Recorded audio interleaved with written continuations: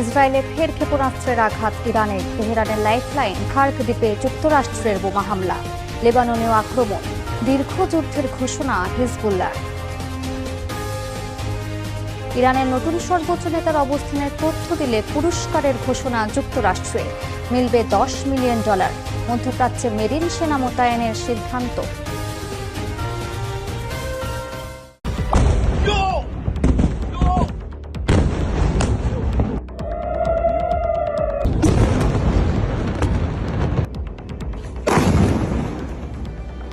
ইরানের নতুন খামেনির নির্দেশে দিন দিন আরো কঠিন রূপ দেখাচ্ছে বিপ্লবী গার্ড বাহিনী। ট্রাম্পের যুদ্ধবিরতির প্রস্তাব নাকচ করে দিয়ে ইরান ঘোষণা দিয়েছে যে তারা এখন থেকে 1 টনের নিচে কোনো ক্ষেপণাস্ত্র ছুড়বে না। আর এবার সেই শক্তিশালী মিসাইলের আঘাতে তছনছ হচ্ছে ইসরায়েল। ইরানের মিসাইল হামলায় রাতের ঘুম হারাম হয়ে গেছে ইসরায়েলিদের। রাতভর মিসাইল হামলা করে উত্তর ইসরায়েলের বেশ কিছু এলাকা একেবারেই লণ্ডভণ্ড করে দিয়েছে ইরানের বিপ্লবী গার্ড বাহিনী। ইরানের শক্তিশালী ক্ষেপণাস্ত্র হামলায় ইতোমধ্যেই ইসরায়েলের আয়রন ডোম, ডেভিড স্লিং সহ প্রধান আকাশ প্রতিরক্ষা ব্যবস্থা ধ্বংস হয়ে গেছে। রাতভর শক্তিশালী মিসাইল হামলা করে এবার তাদের আগাম সতর্ক ব্যবস্থাও গুড়িয়ে দিয়েছে ইরানি বাহিনী, যার ফলে মিসাইল পড়ার আগে সতর্ক হতে পারছে না ইহুদিরা। এবার নতুন করে ক্ষেপণাস্ত্র হামলা চালিয়েছে ইরান, আর সেই হামলায় তছনছ হয়ে গেছে ইসরায়েলের উত্তরাঞ্চল। সেখানকার ঘরবাড়ি ধ্বংস হয়ে গেছে, আর বেড়েই চলেছে হতাহতের সংখ্যা। ইসরায়েলের ফায়ার অ্যান্ড রেস্কিউ বিভাগ বিষয়টি নিশ্চিত করে জানিয়েছে, উত্তরাঞ্চলীয় শহর জার্জিরের একটি স্থাপনায় সরাসরি ইরানের ক্ষেপণাস্ত্র আঘাত এনেছে। এতে বেশ কিছু বাড়িঘর ক্ষতিগ্রস্ত হয়েছে। এর ফলে ঘটনাস্থলে আগুন লেগে যায়। ইসরায়েলের জরুরি সেবা সংস্থা জানিয়েছে মোট 58 জনকে তারা চিকিৎসা সেবা দিয়েছেন।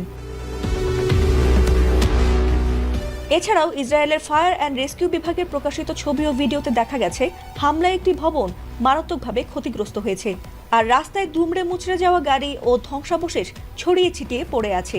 ইসরায়েলি সামরিক বাহিনী বলছে, উত্তরাঞ্চলে সাইরেন বাজার পর তারা ইরানি ক্ষেপণাস্ত্র শনাক্ত করার আগেই এ ক্ষয়ক্ষতির ঘটনা ঘটে। গত কয়েকদিন আগে ইরানের মিসাইল হামলায় ইসরায়েলের প্রধানমন্ত্রী বেনিয়ামিন নেতানিয়াহু ও তার ছোট ভাই ইদ্দো নেতানিয়াহু মারা গেছেন বলে জানিয়েছেন সাবেক মার্কিন গোয়েন্দা কর্মকর্তা স্কট রিড। যদিও সেটিকে গুজব বলে উড়িয়ে দিয়েছে ইসরায়েল, তবে এখনো পর্যন্ত উপযুক্ত প্রমাণ হাজির করতে পারেনি দেশটি। এদিকে জাতির উদ্দেশ্যে প্রথম ভাষণে শত্রুদের বিরুদ্ধে কঠোর প্রতিশোধের হুঁশিয়ারি দিয়েছেন ইরানের নতুন সর্বোচ্চ নেতা মোজতবা খামেনি। তিনি বলেন, আমরা আমাদের শহীদদের রক্তের প্রতিশোধ নেব। এরই মধ্যে ইয়েমেন ও ইরাকের সশস্ত্র গোষ্ঠীরাও সমর্থন জানিয়ে বলেছে যে তারা ইরানের পাশে আছে, আর তাই নতুন উদ্যমে সরাসরি আমেরিকার ক্যালিফোর্নিয়ার মতো গুরুত্বপূর্ণ জায়গায়ও হামলা চালানোর প্রস্তুতি নিয়েছে ইরান। এছাড়াও যুদ্ধবন্ধে এমন 3টি শর্ত দিয়েছে ইরান, যাতে নতুন করে মাথা ব্যথা বেড়েছে ট্রাম্প নেতানিয়াহুর। এখন কি করবে তারা? ইরানকে মেনে নিয়ে যুদ্ধ থামাবে, নাকি সীমিত অস্ত্র নিয়েই লড়ে যাবে ইরানের বিপক্ষে? ফাতিমা সুলতানা, এটিএন বাংলা।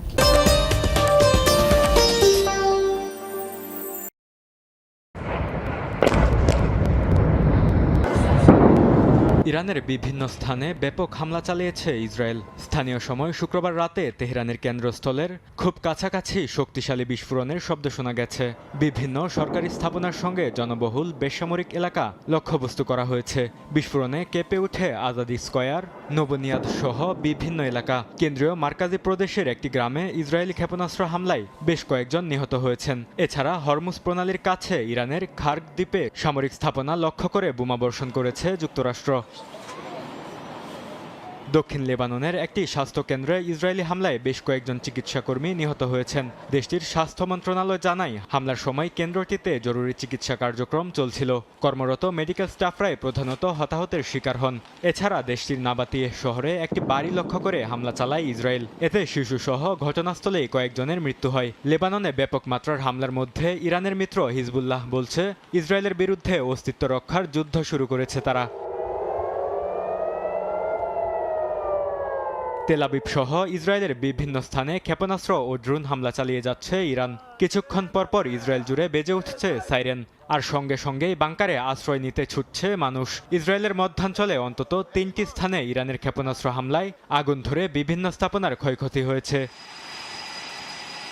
অন্যদিকে মধ্যপ্রাচ্যে অন্তত 2200 মেরিন সেনা মোতায়েনের পরিকল্পনা করছে যুক্তরাষ্ট্র।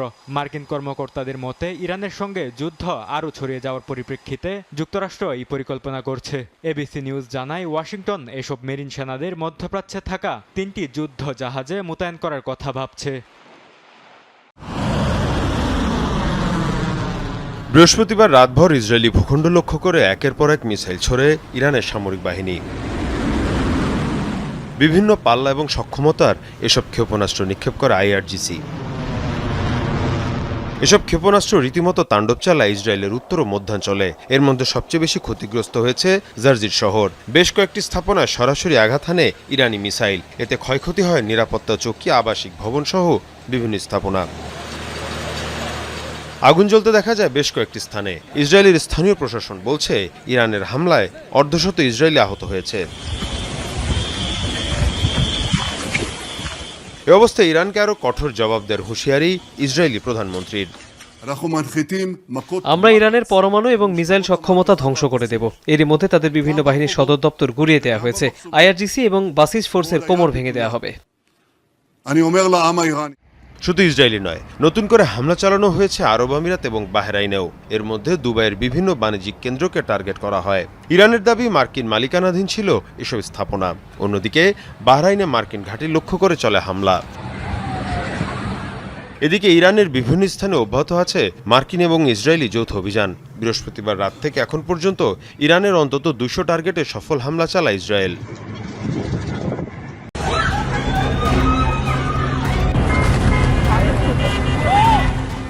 এ যেন নিজের তৈরি কূপে নিজেই পতিত হওয়া। বেশিরভাগ দেশে বা স্থানে যুক্তরাষ্ট্র ইসরায়েল আগ্রাসন শুরু করে টার্গেট কিলিংয়ের মাধ্যমে। বর্তমান ইরান যুদ্ধের এক সপ্তাহ যেতেই সেই টার্গেটেড হামলার শিকার হচ্ছে ইসরায়েল যুক্তরাষ্ট্রের গোয়েন্দা ও সামরিক কর্মকর্তারা। অর্থাৎ নিজেদের তৈরি করা পথে ফেঁসে যাচ্ছেন নিজেরাই।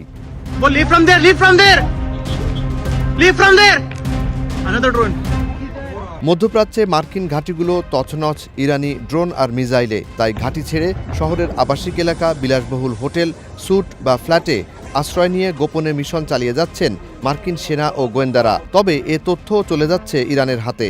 তাই আবাসিক এলাকায় পালিয়েও ইরানি মিসাইল থেকে বাঁচতে পারছেন না মার্কিন ইসরায়েলি কর্মকর্তারা। ये ड्रोन जा रहा है, आप लोग देखिए, भागो पीछे तो पीछे। बहुत तगड़ा ही धमाका हुआ है यहाँ बहरीन में। গেল কয়েকদিন ধরে দেখা যাচ্ছে বাহরাইন, কাতার, আমিরাতের দুবাই, সৌদি আরবের রাজধানী রিয়াদের বিলাসবহুল হোটেল ও টাওয়ারে নির্দিষ্ট ফ্ল্যাটে আঘাত হেনেছে মিসাইল বা ড্রোন। পরে জানা যায় সেগুলো ছিল ইসরায়েল মার্কিন সেনা ও কর্মকর্তাদের বাসস্থান। बहुत तगड़ा ही धमाका हुआ है यहाँ बहरीन में। पूरी बिल्डिंग में आग लग गई है। মার্কিন ইসরায়েলি সেনাদের এমন করুণ অবস্থায় সৌদি আরবের বিশিষ্ট বিশ্লেষক সাদ আল ফাকিহ আরব দেশগুলোর তীব্র সমালোচনা করেন। তিনি বলেন, আমরা মার্কিনীদের নিয়ে এসেছি আমাদের রক্ষার জন্য, এখন আমরাই তাদের রক্ষা করছি।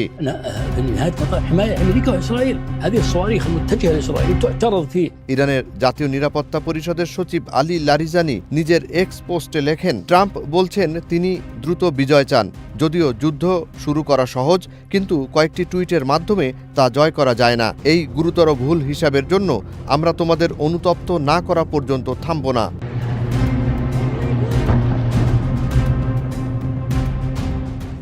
এদিকে মার্কিন ইসরায়েলি সেনাদের উপর হামলা বন্ধে কিছু শর্ত দিয়েছে ইরান। ইরানের নতুন সর্বোচ্চ নেতা বলেন, আমরা শত্রুদের কাছ থেকে ক্ষতিপূরণ আদায় করব এবং যদি তারা তা না দেয় তাহলে তাদের সম্পদ থেকে আদায় করে নেব। পারস্য উপসাগর এলাকায় যেসব দেশে যুক্তরাষ্ট্রের ঘাঁটি আছে তাদের প্রতি ইরানের সর্বোচ্চ নেতা মুজতবা খামেনি বলেন, আমরা প্রতিবেশী দেশগুলোর সঙ্গে বন্ধুত্বে বিশ্বাস করি এবং কেবলমাত্র মার্কিন ঘাঁটিগুলোকেই লক্ষ্যবস্তু বানিয়েছি। এই পথ আমরা অবশ্যই অব্যাহত রাখব।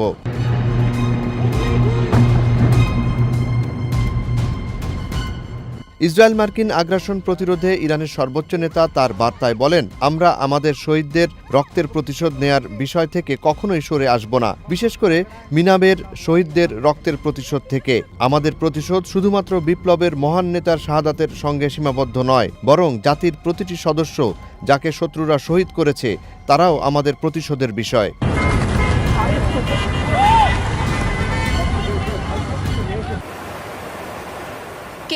KC-135 উড়োজাহাজ। যুদ্ধক্ষেত্রে এই ট্যাঙ্কার উড়োজাহাজগুলো অত্যন্ত গুরুত্বপূর্ণ ভূমিকা পালন করে। লক্ষ্যবস্তু অনেক দূরে হলে যুদ্ধবিমান বা বোমারু বিমানগুলোকে যুদ্ধের জন্য প্রয়োজনীয় জ্বালানি সরবরাহ করে এগুলো সচল রাখে। আকাশে জ্বালানি নেয়ার প্রক্রিয়া বেশ জটিল। ট্যাঙ্কার উড়োজাহাজ থেকে একটি নল বের করে নিচে নামিয়ে দেওয়ার আগে অন্য যুদ্ধ বিমান বা বোমারু বিমানকে ট্যাঙ্কারের খুব কাছ দিয়ে উঠতে হয়। যুদ্ধ বিমানের পাইলট তখন নলের দিকে এগিয়ে যান এবং ট্যাঙ্কারের নিচের আলোক সংকেত অনুসরণ করে নিজের অবস্থান এমনভাবে সমন্বয় করেন যাতে নলটি যুদ্ধ বিমানের সঙ্গে যুক্ত হতে পারে। সংযোগ স্থাপিত হওয়ার পর জ্বালানি স্থানান্তরের এই প্রক্রিয়া সম্পন্ন হতে কয়েক মিনিট সময় লাগে। পুরোটা সময় যুদ্ধ বিমানটি বড় ট্যাঙ্কার থেকে মাত্র কয়েক ফুট দূরত্বে অবস্থান করে। শত্রুর নজর এড়াতে অনেক সময় জ্বালানি নেয়ার এই মিশনের সময় উড়োজাহাজের সব আলো নেভানো থাকে। সাধারণত একটি KC-135 বিমানে ৩ জন ক্রু থাকেন। মার্কিন বিমান বাহিনীর তথ্য মতে এয়ার মোবিলিটি কমান্ডের বহরে এ ধরনের প্রায় ৪০০টি ট্যাঙ্কার বিমান রয়েছে। গণমাধ্যমের তথ্য মতে ৬০ বছরেরও বেশি সময় ধরে এই উড়োজাহাজ মার্কিন বিমান বাহিনীর আকাশপথে জ্বালানি সরবরাহের প্রধান প্ল্যাটফর্ম হিসেবে বৈশ্বিক সামরিক অভিযানে সহায়তা দিচ্ছে। তথ্য বলছে ১৯৯৮ অর্থ বছরের স্থির ডলারের হিসাবে প্রতিটি KC-135 উড়োজাহাজের উৎপাদন খরচ প্রায় $৩,৯৬,০০,০০০। উড়োজাহাজটি তৈরি করে বোয়িং কোম্পানি। বর্তমানে নতুন করে আর তৈরি না করে এসব উড়োজাহাজকে আধুনিকায়ন করা হচ্ছে। এতে বিপুল পরিমাণ অর্থ ব্যয় হয়ে থাকে।